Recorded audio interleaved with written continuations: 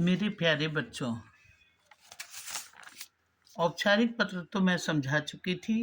अब अनौपचारिक पत्र मैं समझाने जा रही हूँ। बच्चों ज़रा ध्यान से सुने ताकि परीक्षा में अच्छे से अच्छे अंक आपको प्राप्त हो सके।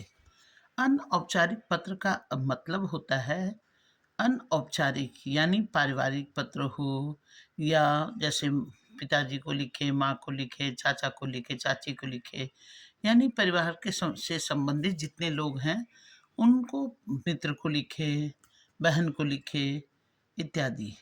इस पत्र में पता ऊपर लिखा जाता है। क्यों? क्योंकि मान लीजिए किसी पिता के 4 बच्चे हैं, तो वो कहाँ से पत्र भेज रहा है, पता देखकर ही समझ में आ जाएगा। इसलिए पता ऊपर लिखा जाता है। उसके बाद एक लाइन छोड़ा जाता है और एक लाइन छोड़ने के बाद दिनांक या तिथि लिखा जाता है और दिनांक या तिथि लिखने के बाद फिर एक लाइन छोड़ा जाता है। जो क्रॉस का चिन्ह है इसका मतलब हुआ कि एक लाइन छोड़ दिया जाता है ताकि पत्र साफ सुथरा हो। इस पत्र में अपने से बड़ों को जब लिखा जाता है तो पूजनीय, पूजनीय पिताजी, पूज्य नहीं, पूज्य य का लिखोगे तो वो गलत हो जाएगा। पौ में बड़ी ऊ, ज और न में बड़ी य। पूजनीय होता है, पूज्यनीय नहीं होता है। तो पूजनीय पिताजी, उसके बाद कॉमा देंगे, सादर प्रणाम, उसके बाद एक्सक्लेमेशन का सिंबल देते हैं। यह पत्र भी 3 स्टेंजा में लिखा जाता है। जैसे पत्र लिखना शुरू किए तो अपने से बड़ों को लिख रहे हैं। इसमें कुशल क्षेम, कुशल क्षेम का मतलब है उनका हालचाल जानना कि सकुशल रहकर आपकी कुशलता के लिए ईश्वर से प्रार्थना करता हूँ या करती हूँ कि आप स्वस्थ होंगे। इस तरह से उनके विषय में कुशल क्षेम पूछा जाता है। उसके बाद मान लीजिए जैसे आपको अपने पिताजी से 500 रुपये की आवश्यकता है, आपको स्कूल में देना है किसी कारणवश, तो जो सेकंड स्टेंजा होता है वो बड़ा होता है।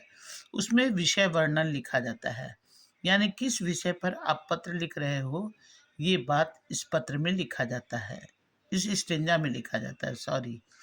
और उसके बाद जब सेकंड स्टेंजा में आप अपना विषय लिखे कि हाँ हमको क्यों पैसे की आवश्यकता है, और तत्पश्चात तीसरे स्टेंजा में यथा योग्य अभिवादन, यदि पिताजी हैं, बड़े हैं और घर के अन्य सदस्य हैं तो जैसे चाचा जी को प्रणाम, चाची को प्रणाम, छोटे हैं तो छोटे को शुभ आशीर्वाद, इस तरह से उसमें जो जैसे हैं उनको उस तरह से अभिवादन किया जाता है।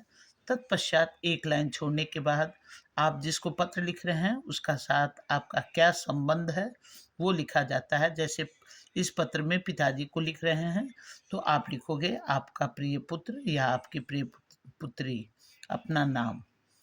और बड़ों के लिए हमेशा पूजनीय या आदरणीय शब्द का प्रयोग किया जाता है।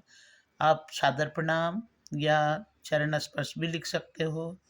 आपके बराबर मित्र हैं कोई तो बराबर के लिए हमेशा प्रिय लिखा जाता है।